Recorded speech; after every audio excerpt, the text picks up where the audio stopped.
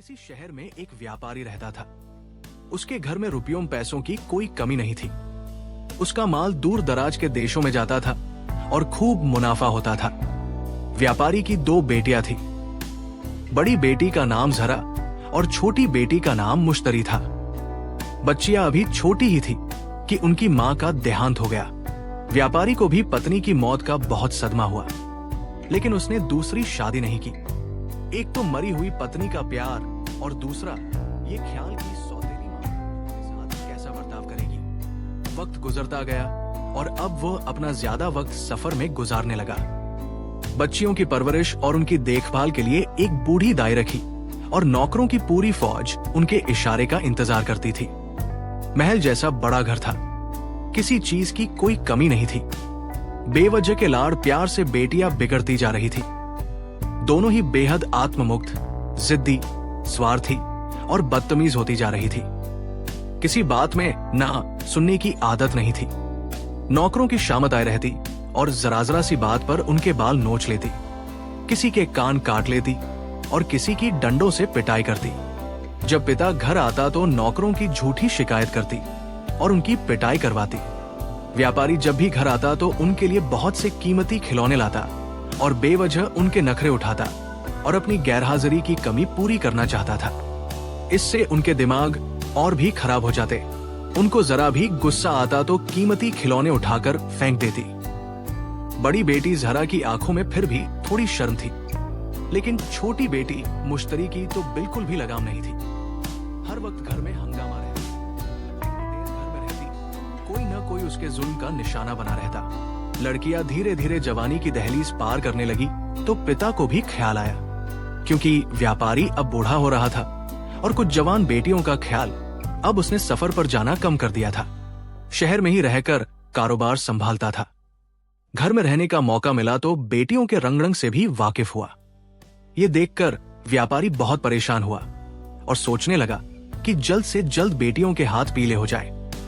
रिश्तों की कमी नहीं थी, हालांकि उनकी बदतमीजी के चर्चे दूर दूर तक फैले हुए थे, लेकिन करोड़ती बाप की औलाद थी।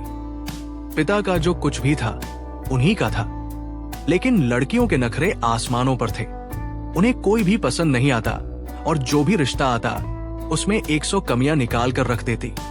किसी लड़के का रंग काला है तो किसी का फीका, किसी की आंखें छोटी हैं तो किसी की नाक चपटी, कोई लंबा है तो कोई छोटा। संक्षेप में कहें तो हर रिश्ते में हजारों कमियां निकाली जाती और उसे नामंजूर कर दिया जाता। दोनों बहनें कई दिनों तक आने वाले रिश्तों का यूं ही मजाक उड़ाती रहीं। आखिरकार जहरा की शादी हो गई, लेकिन मुश्तरी को तो कोई पसंद ही नहीं आता था। उसकी आत्म प्रशंसा और बदतमीजियां हद से बढ़ गई थी। लोग उनके घर में कदम रखने से डरते थे, कब इसकी इज्जत मिट्टी में मिला दे। व्यापारी बहुत परेशान था। बेटी के रंगढंग और उसकी चिंता ने उसे वक्त से पहले ही बूढ़ा कर दिया था। वो पिता की भी नहीं सुनती थी। अब उम्र 30 के करीब पहुंच रही थी। व्यापारी को चिंता थी कि कल अगर उसकी आंख बंद हो गई तो उसकी बेटी का क्या होगा। दिमाग तो 7वें आसमान पर था और मिजाज किसी से नहीं मिलते थे। व्यापारी के एक दोस्त का बेटा हसन था। दोनों दोस्त साझेदारी में कारोबार करते थे। दोस्त का देहांत हुआ तो बेटे ने सारा कारोबार संभाल लिया। हसन बहुत नेक, मेहनती और समझदार था। व्यापारी को अपने पिता की जगह समझता था और उसकी बहुत इज्जत करता था।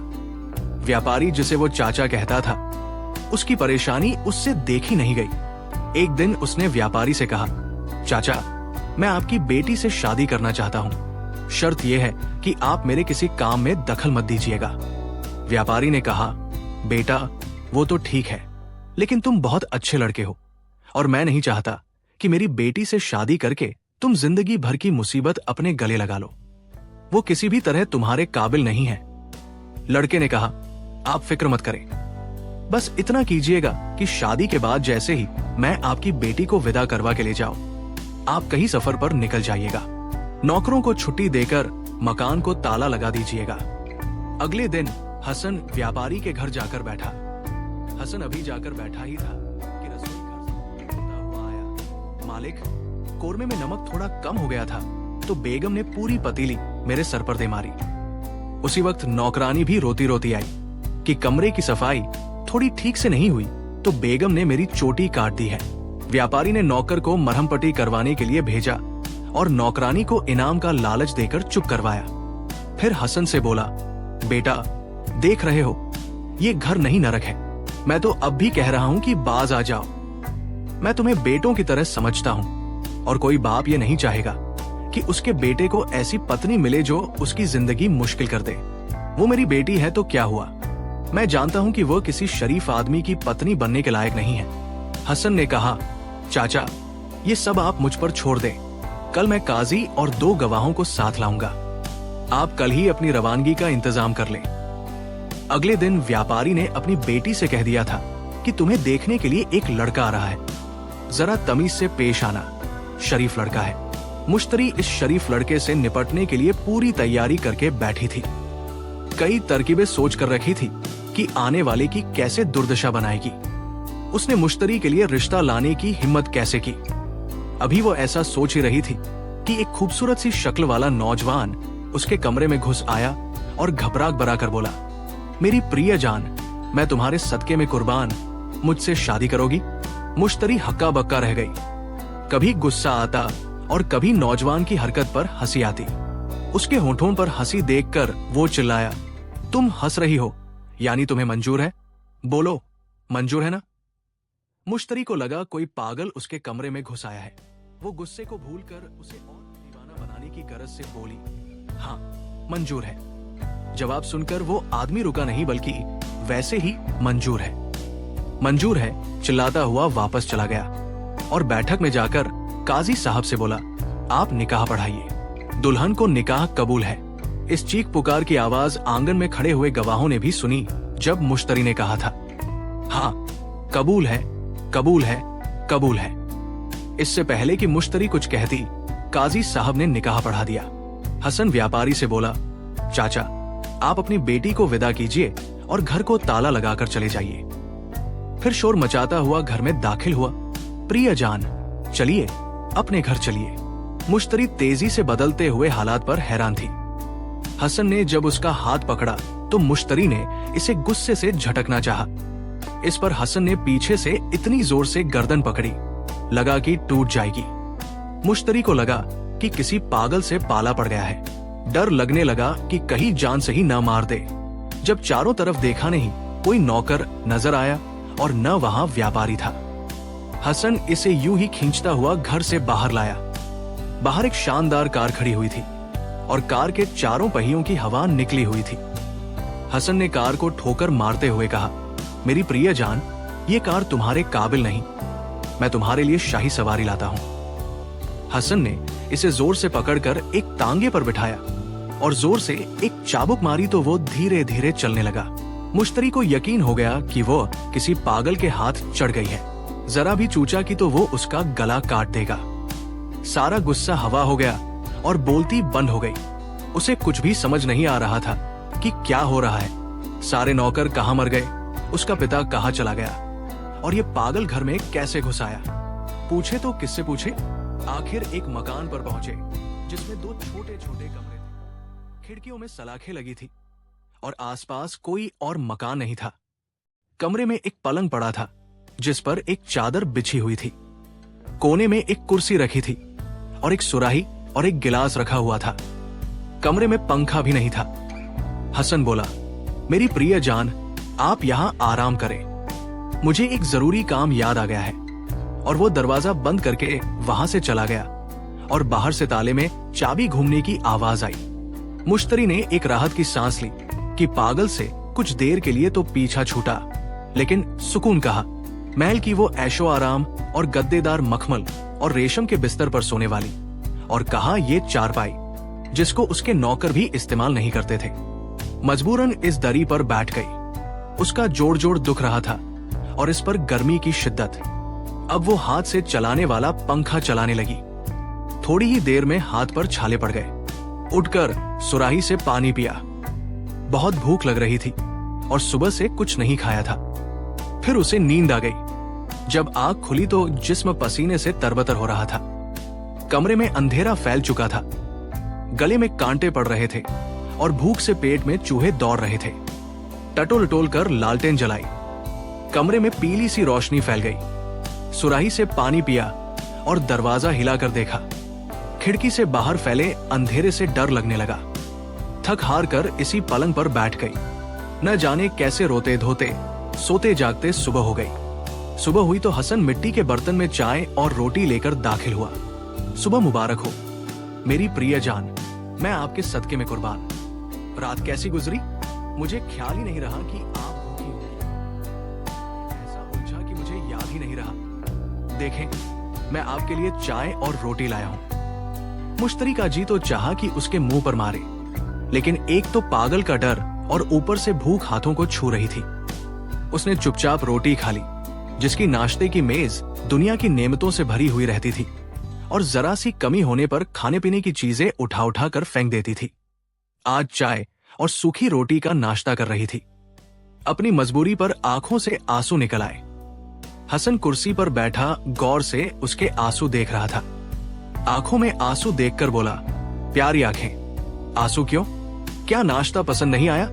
लाइए, मैं इसे फेंक दूं और दूसरा नाश्ता लाऊं जो आपके लायक हो। हसन ने हाथ बढ़ाया तो मुश्तरी घबरा कर बोली, नहीं ठीक है। उसे लगा कि 24 घंटे के बाद ये सूखी रोटी मिली है, ये फेंक दी तो न जाने कब मिले।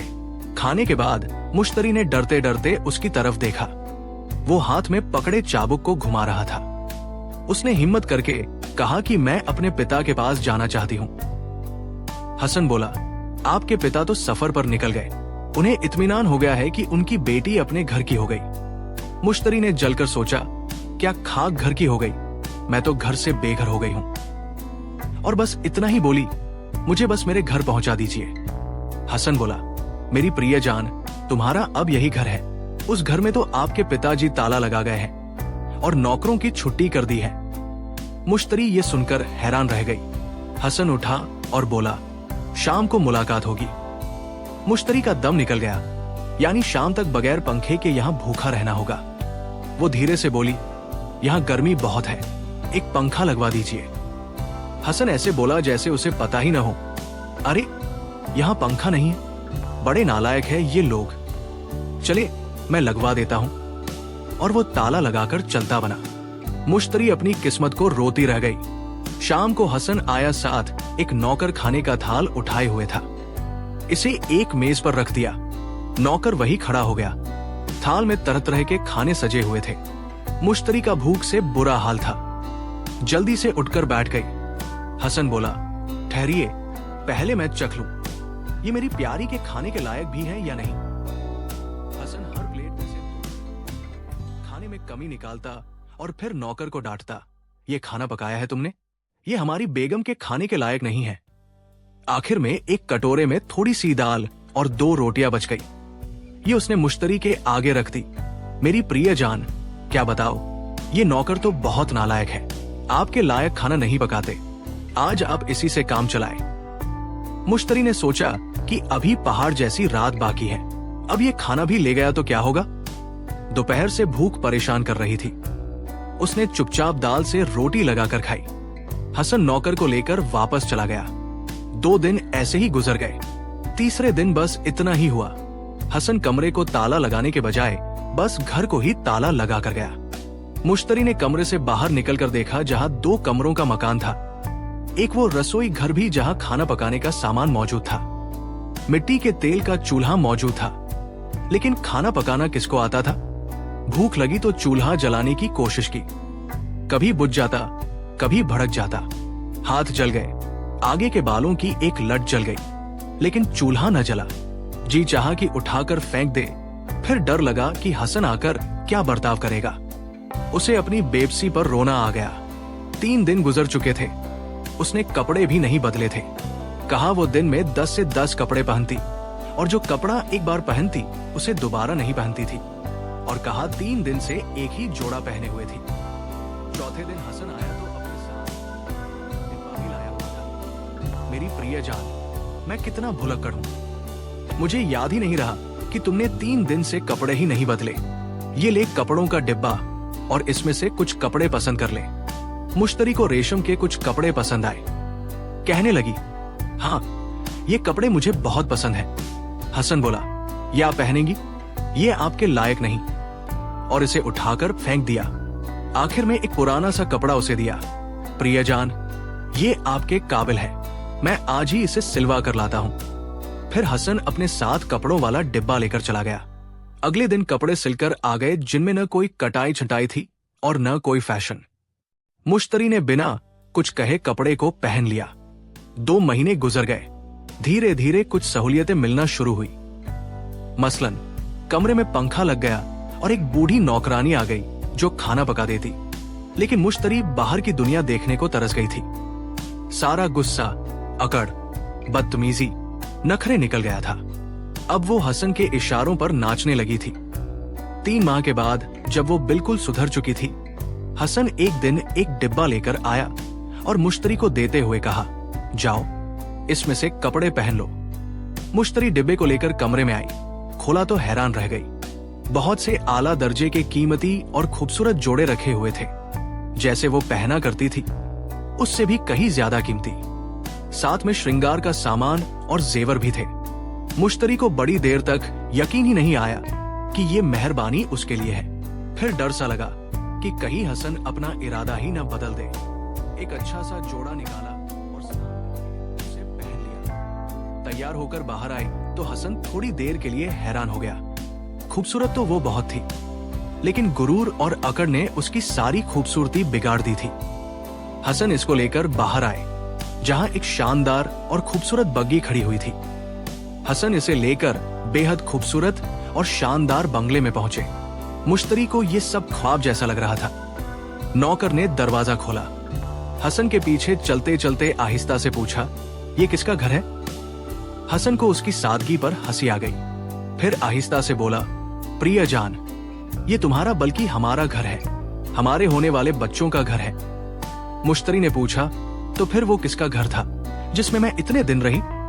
हसन ने कहा, वो तुम्हारी परीक्षा स्थल थी, वहां से कामयाब होकर तुम यहां पहुंची हो। बातें करते हुए वे दोनों अंदर आए तो मुश्तरी के लिए एक और हैरानी का समा था। बैठक के कमरे में उसके पिता, बहन जहरा और उसके बहनोई मौजूद थे। मुश्तरी उनसे ऐसे मिली जैसे सदियों से बिछड़ी हुई थी। व्यापारी बेटी के रंगढंग देखकर हैरान रह गया।